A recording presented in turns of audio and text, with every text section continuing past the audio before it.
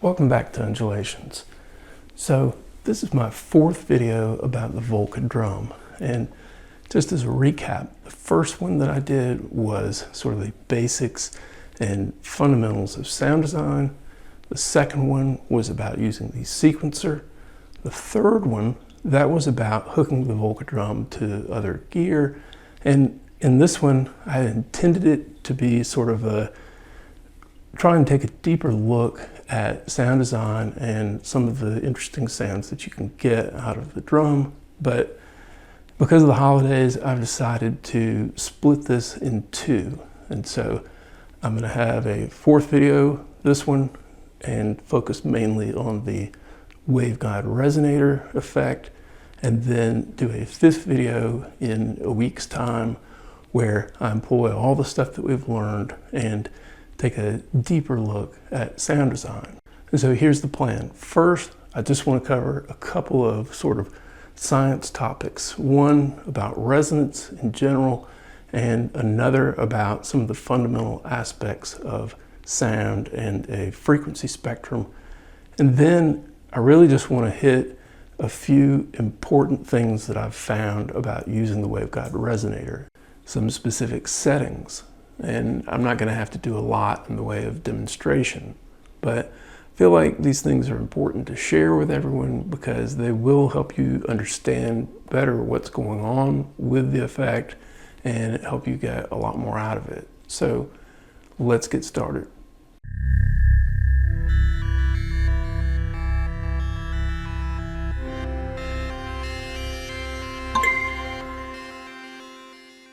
Now, to talk briefly about resonance, a lot of us encounter it very often in the context of a filter parameter. And what I'm going to talk about really applies to that, but I want to steer away from that and go towards sort of a different type of physical analogy for resonance.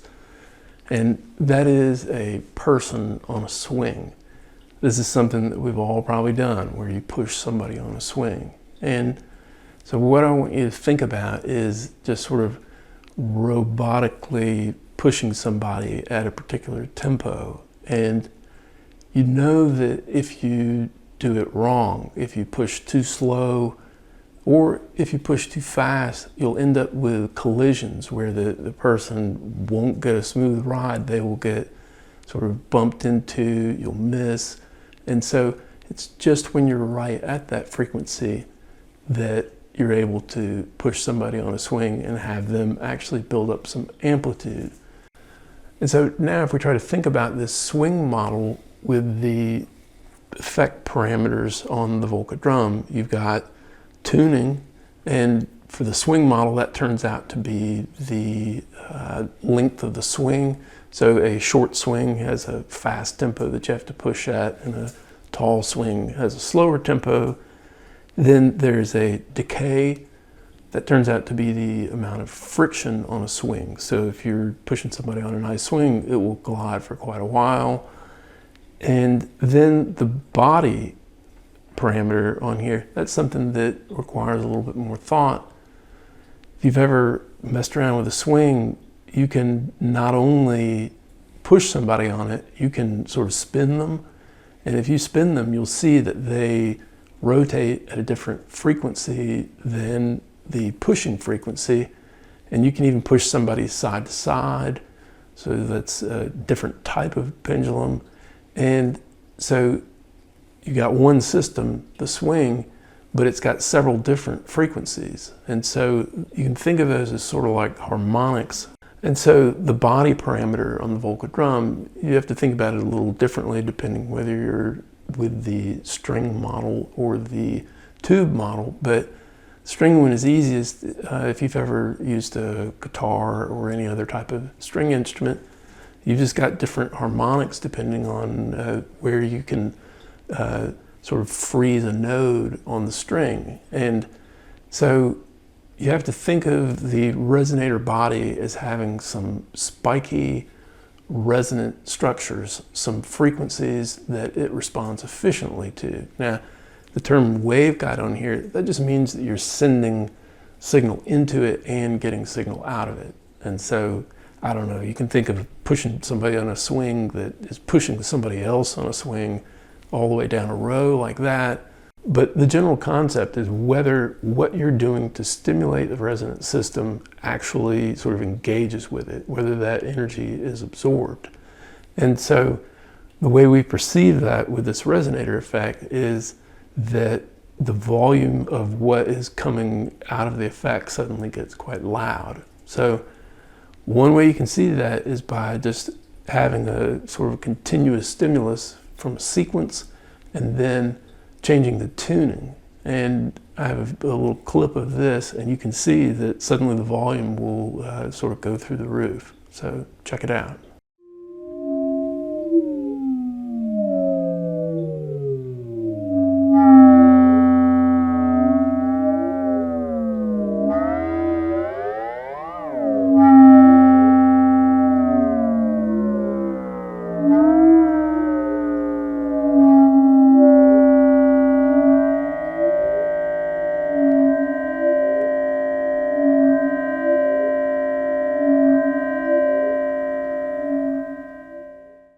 To be able to talk about sound that we're throwing at it, I want to talk some just briefly about frequency spectrums and sort of how to think a little bit intuitively about the sounds that you can generate on the Volca Drum. So I think the place to start is really with just a sine wave, which you can generate on the Volca Drum. In the sort of abstract, it doesn't really have a start or end. In something like Audacity, you can still have a very long sine wave, maybe in the DAW. And so we all know what that looks like in the time domain, but in the frequency domain, it's very narrow. So there's this reciprocal relationship between something that is consistent and broad in the time domain and narrow in the frequency domain. So now, as an opposite, think about maybe like a square wave or even a square pulse. You know that that has sort of a buzzier sound, and so it's got some high frequency components, it's got some low frequency components, and so lots of times it's easy to think in terms of a carrier frequency. So that would be sort of the frequency of your square wave, for example. That becomes sort of a central frequency point, and then you have frequencies that are distributed lower and higher. Now, why does any of this matter in terms of the Volca Drum?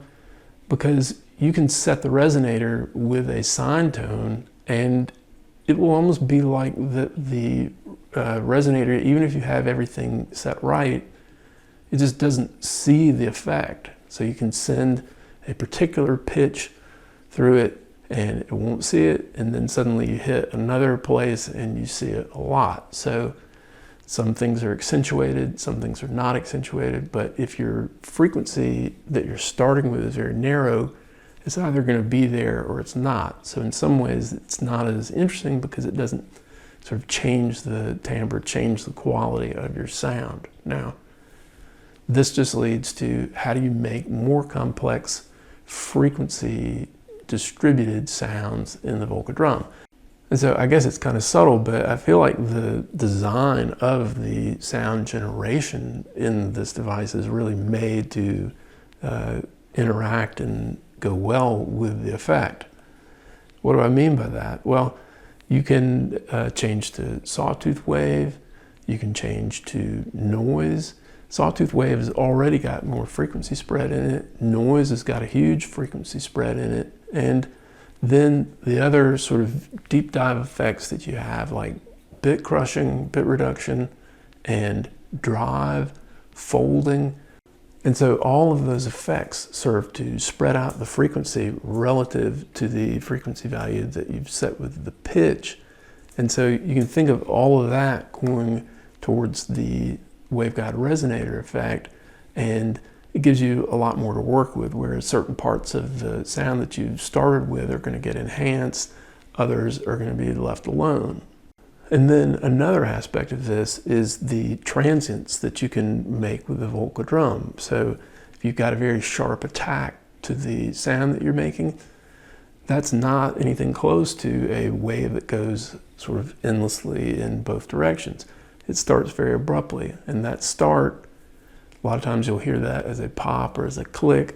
That spreads out in frequency too, and so that's why I feel like that if I have something that's got some real pop to it on the Volca Drum, I feel like that sort of starts up the resonator more. Now, if you're on resonance, I feel like even a slow attack can sort of put more energy into it. There's sort of a snowplow sort of effect where that once you get the resonator going, that it just seems to sort of go nuts. But I think in general, things that have a sharper transient will stimulate the waveguide more, and then the drum has also got this sort of strange two-peaked envelope, which back in video 1, I don't think I really understood that well, but what that's really doing is it's putting that sort of click that would go with a kick drum or any other type of drum right at the very beginning, and then it still lets you have a slow attack rise after that. And so this all serves to give a lot of rich and spread out frequencies to go into the waveguide. Okay, so I feel like that's enough hand wavy science talk about the Waveguide Resonator Effect, and now I really do want to get into some details about settings and that sort of thing. But before we do that, I want to just give one insight that I've had about sound design in general, and that is using a controller to set up sounds on the Volca Drum instead of doing it directly. So in the last video, I recall saying that it might not make that much sense to buy a $250 BeatStep Pro to control a $150 Volca Drum when the drum has got such a nice set of sequencer tools on it. But this is the just plain BeatStep, $109 from Arturia. And a lot of you might actually already have this thing. And the thought that I had was not to use it as a sequencer, but to use it as a sound design tool. And so I've got it kind of gridded off here the way that I have it set up. So you do this in the Arturia MIDI Control Center. I have it set up to where that I've got parameters, 6 here and then 6 below. So this top row is for the layer number 1 of a particular part. Now you set the part by very easily choosing the MIDI channel that you're transmitting on for the BeatStep. So if I want to do part 1, I set it to channel 1. Then this is 6 parameters of the layer 1. So I have the level, pitch, attack, release, the amount of modulation, and the rate of modulation. Then the same ones for layer 2. Now that seems nice because then you're not having to switch back and forth between layer 1 and layer 2, but I started to find that it really helps because it leaves a knob basically sort of as storage. I get a little bit confused sometimes jumping back and forth between layer 1 and layer 2 directly on the Volca Drum, because if you have settings different, then you have to sort of poke around for that or write it down or whatever. Here they get remembered by the knob, and so it makes it quite easy. Then over here I've got the bit reduction, the drive, the dry gain, which I want to talk about in just a minute, and then the pan. And so the cool thing about this is that you can access these without having to do that extra menu diving and scrolling around thing that you have to do. And I've got 6 pads here set up to do each of the 6 parts. Each one of these is on a specific MIDI channel. So I can tap a pad and, for example, do the bit reduction and don't have to sort of use a sequence to kind of facilitate that. I'll put some details about how I have it set up, the CC values and that sort of thing in the description. All right, now let's get into some details on the resonator. So one thing that we want to address from the very start is the tempo maximum on the Volca Drum. As shipped, if you crank it all the way up, it tops out at 240 BPM. So now what we're going to do is power it down, then hold the function button and power back up. It says global settings, and we're going to hit pad 5 here so the tempo is in full range, and then you hit record to save that setting.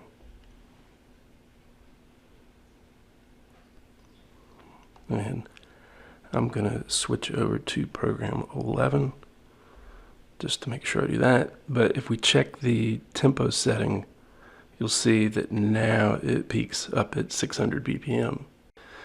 So by doing this, you do sacrifice a little bit of the resolution that you have over setting the tempo. And if you're going to work in a lower range, I recommend going back to the way that it was set by default. And it's pretty easy to swap back and forth between the two settings.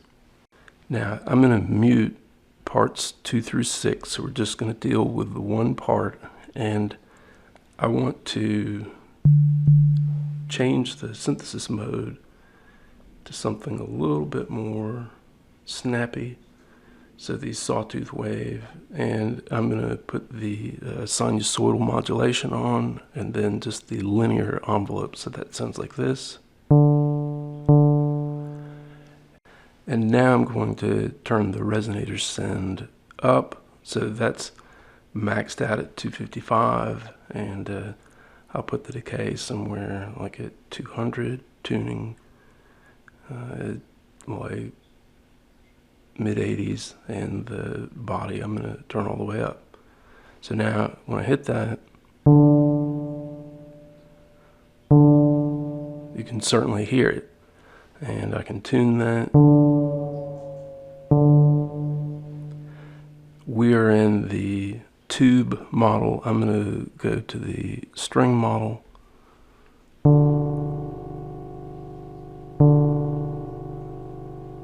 Okay, so that's nice. So I tend to think of the send as sort of a mix on this effect, but it really isn't. Right now it's maxed, and I can turn it all the way off.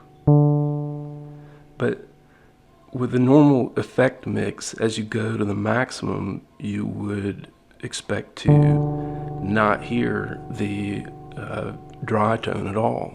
So it is legit a send, and I don't know whether it's 50%, but I feel like that some sort of volume cap is put on the level, and as you add in sound from the resonator, it is taken away from the main source. Okay, if we want to make it more like a mix where we can get rid of the dry signal, we need to go into the settings and change the dry gain. And to do that, we'll hit Edit Step, and to be able to hear what we're doing, I'm going to go ahead and put a step in.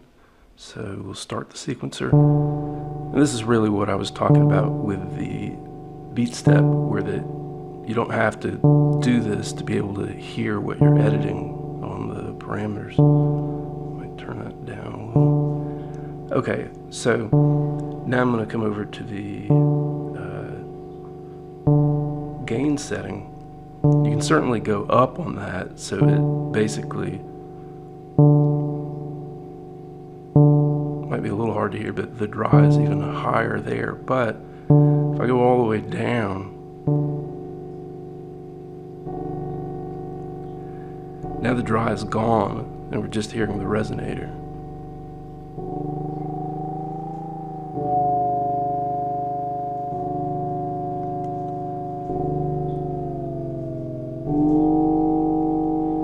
And you might not want it totally dry, but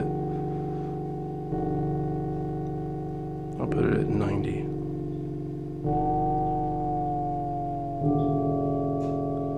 So that's a great way to enhance the sound that you get out of the resonator. Okay, so I'm going to stop the sequencer because what I'm going to talk about has to do with the tempo, but you don't necessarily have to have a sequence running for this to matter. Okay, right now we've got a sound like this. I'm going to turn the decay down a little bit so that we can not have to wait for it. Okay, we've got that, and the next main thing that I want to talk about is the behavior of the tempo with the tuning. Now, in the manual, it says, let me grab the manual. The manual says, set the pitch tuning of the Waveguide Resonator. That's with the tune knob. For low values, the tuning goes below audible frequencies and effectively turns the Waveguide Resonator into a delay-like effect.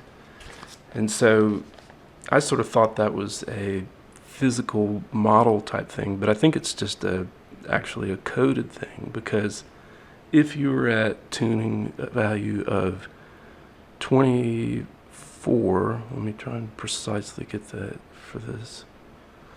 Come on. All right, we're at 24. I'm going to hit that.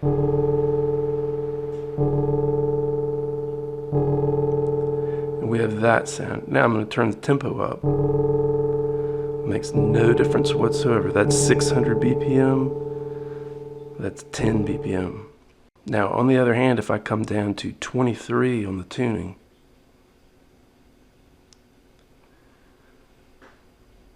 hit the note.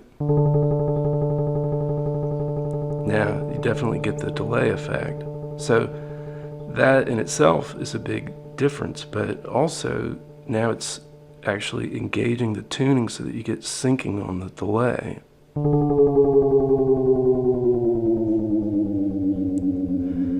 And this is great because it makes the waveguide go in synchronization with a sequence.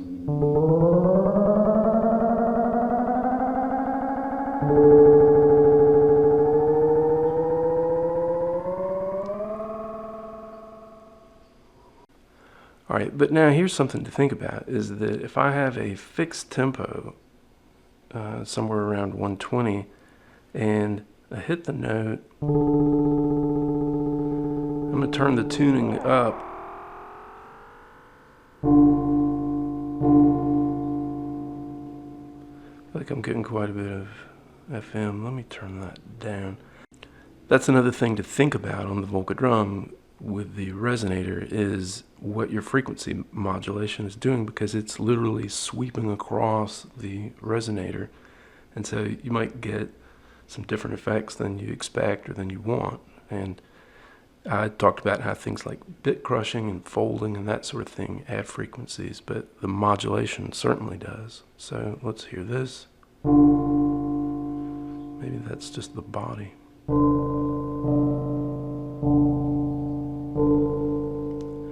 Okay, I'm going to stick with that. Tune it. So there's max tuning.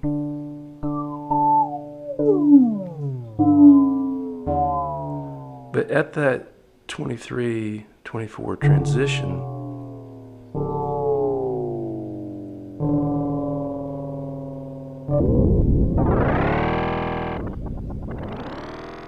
it's not really that smooth.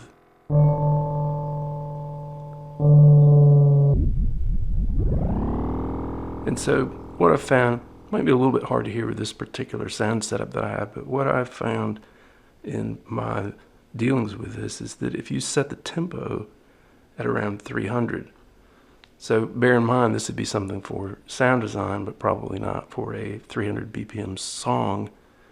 What that does by setting the tempo at that rate, it makes the transition from the normal resonator mode to the delay resonator mode smooth. And I think that's going to be easier to hear if I turn up the decay.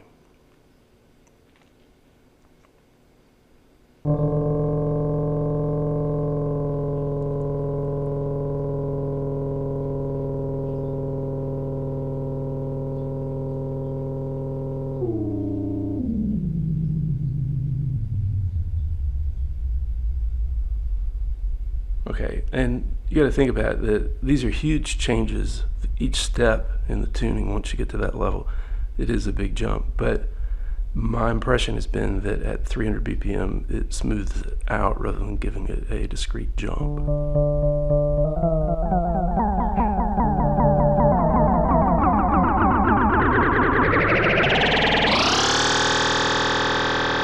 It's a little easier to tell in that direction.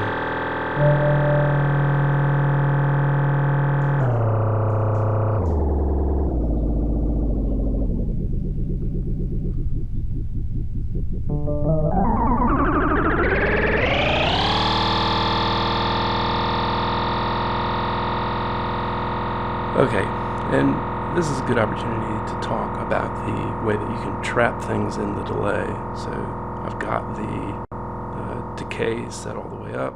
I'm going to hit a note and then just sort of...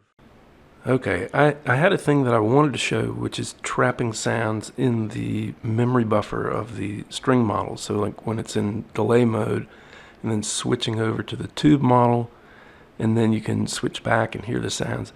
Having trouble getting that working, so it's something that I was able to have work in one setup. Don't really understand why it isn't working right now. I'm going to try and figure that out, and I'll come back with that in the next video. But the last thing what I want to talk about is a little bit of motion sequencing on the resonator and also chaining parts. So let's get started on that. Right now we've got this. I'm going to turn that dry up a little bit so we hear that first hit.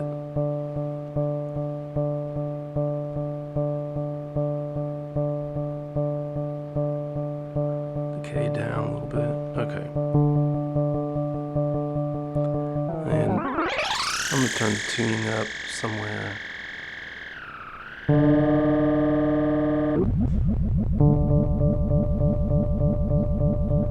Like that. And then what we're going to do is put some hits in and maybe a little bit less decay. Now hit play. Tempo way down. Okay, use decay to kind of like clear out the model.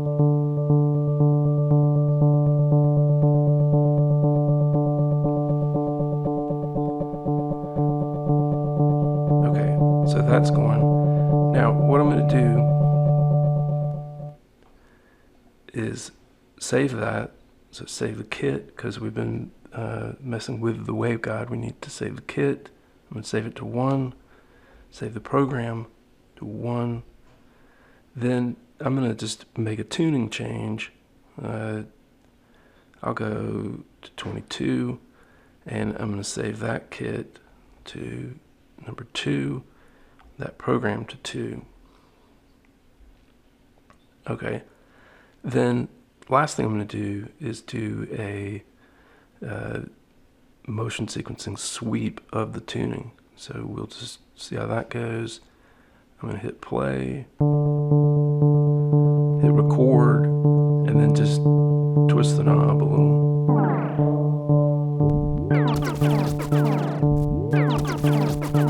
So you can see that it lights up the motion sequencing. And so that's a little bit of a mess, but now we're going to save that. Kit has 3, and that program has 3. And so we've got 3 things here, and I'm going to do load program. Well, let me hit play. We'll go to 1, hit play. Now, when I switch, it's pretty smooth.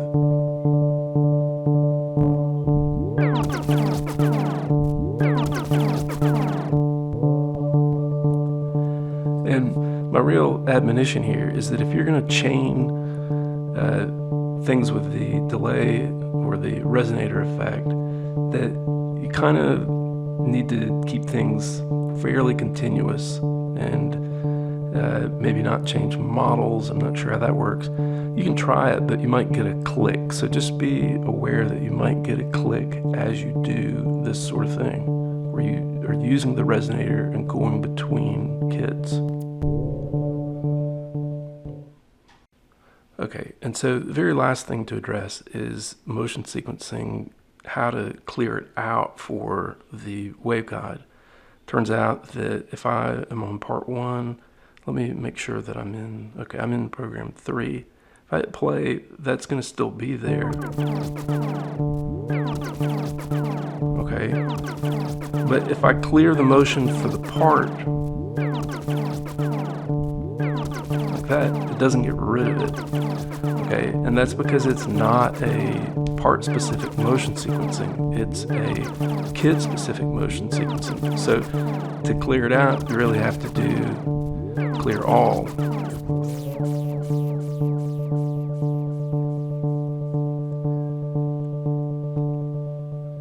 Okay, so that's one aspect of that, but then the other aspect is you can parameter lock the changes to the resonators, so body or tuning or decay. But when you do that, it's sort of an illusion, because right now I'm set for part number 1, and if I change things like probability or pitch or whatever, that is all for part number 1. But if you do it for anything to do with the waveguide, other than send, which is also part specific, but if you do anything with the general waveguide controls, like say I wanted to change the tuning here, I'll make it go high. So I parameter lock that, and if I hit this, it's a super cool effect. But the thing to bear in mind is that I didn't really attach that to part 1. That's for all the parts. And so if you had something else going through the resonator, it's going to be affecting that too. So this is a case of where you can just choose to not send it. But it's really whatever you do last. So if I put a different step with a different tuning value on another part, it's actually going to prioritize that one. So anyway, I think it's some really cool stuff though.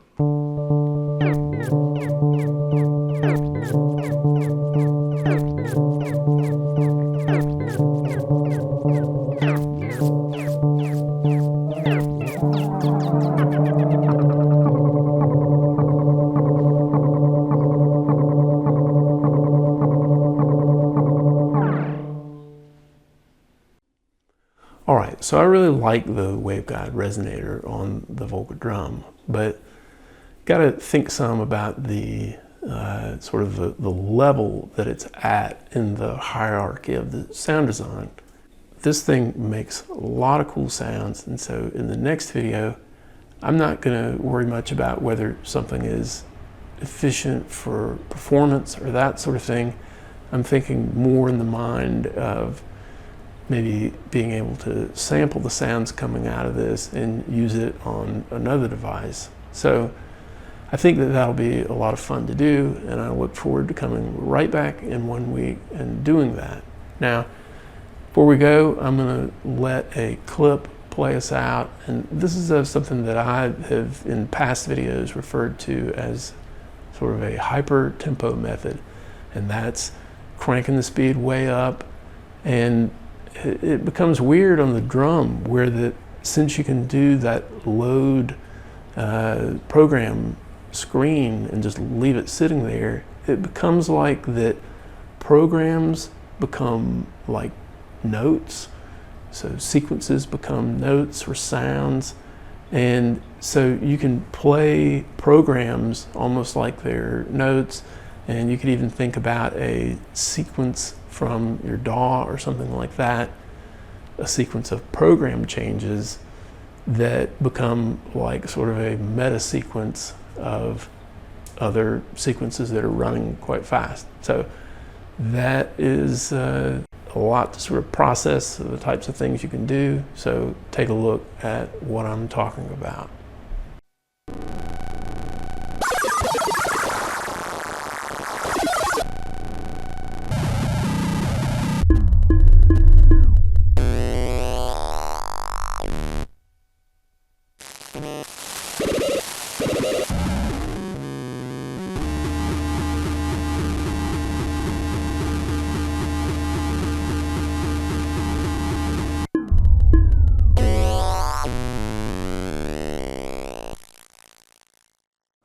All right, best wishes and happy holidays to everybody. Thanks a lot for watching.